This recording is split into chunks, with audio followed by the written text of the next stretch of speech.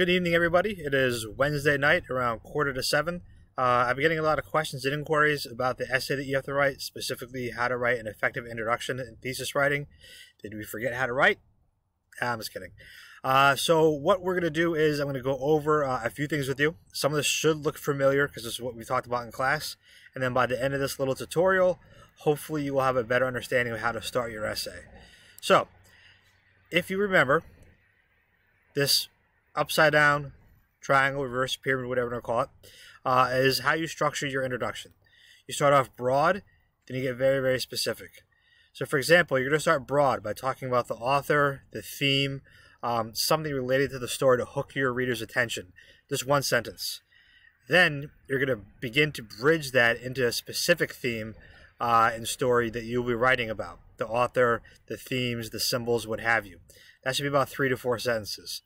And then your last sentence, the tip here of the triangle, is your thesis. Your one sentence, name the author and their work in the thesis along with your argument. All right, so this is how it should be structured. Now, what I've done for us here is that I've wrote a sample introduction for what I'm looking for. And this is about Agatha Christie's novel, And Then There Were None. So if you look at this, Agatha Christie is known as the queen of detective fiction, as she was one of the most prominent female detective fiction writers of her time. So I start off with an interesting fact about Agatha Christie to hook my reader's attention. I'm talking very broadly. I have not named the thing that I'll be writing about just yet. Having taken inspiration from her contemporaries, Agatha Christie surpassed the success set out for herself. She faced harsh criticism when she first debuted, but gained a massive amount of respect by creating stories with many twists and turns and surprise endings. So again, 2 sentences here about the author, a little more specific about her. Now I'm getting into her writing and how she was received. Then I say, the mysteries she created in her stories captivated a massive audience. Now I'm ready to actually name that specific work. One work in particular, And Then There Were None, was one of Agatha Christie's most prominent works. Now here is my thesis. In the novel, comma, And Then There Were None, comma, Agatha Christie creates drama throughout the use of suspense, dramatic, and situational irony. Little typo there, I'm sorry. But again, the thesis. In the novel, And Then There Were None, Agatha Christie creates drama through the use of suspense, dramatic, and situational irony. Okay, so that is my thesis right there, and that ends my introduction. And now I know in the rest of my essay, I'm going to talk about how she creates suspense, how she uses dramatic irony, and how she uses situational irony, and I'll provide examples of that in my body paragraphs. So now a lot of you are asking, what is this essay about?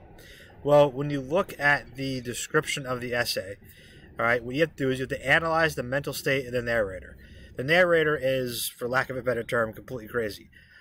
He thinks he hears things, sees things. He murders an innocent old man just because his eye looks weird. And he believes that he hears the beating heart of a dead person underneath his floor. So his mental state is not necessarily the best. And you need to analyze how this takes place and how this develops throughout the story. So in your essay, be sure to discuss how the author makes use of elements such as the narrator's interaction with other characters. So talk about how the old man's eye drives him crazy. The presentation of the narrator's thoughts and perspectives. What does the narrator think about his eye? What does he think he has to do? Why does he have to do it? How does he rationalize it, if he does rationalize it? And the strong feelings the narrator experiences at the end of the passage. So at the end of the passage, talk about how the narrator deteriorates into someone who thinks that they actually hear a beating heart through a floor. Your thesis should follow the following formula. In Ed Ground's pose, the telltale heart, comma, and then insert your argument in this blank. Because I have the author's name, their work, which is in quotes, it's a short story, so put it in quotes, and then insert your argument. For example, in Ed Ground pose, the telltale heart, the narrator loses their mental stability throughout the story, as is shown through their thoughts. Something as simple as that. And then I would provide examples of that throughout the rest of the essay. So, I hope that this helps you understand and explains a little bit better to you how to write an introduction, what the essay is about, and how to go about this. If you have any questions or concerns, again, please email me. That's why I made this video. I got quite a few emails, so I know a lot of you might be struggling with this. So good luck. Again, do the best that you can. I'm sure everybody's going to do a really, really good job. Again, questions and concerns, email me. Don't forget, tomorrow, this is all due. Tomorrow, you will hit submit on this document. Thank you, and have a great night.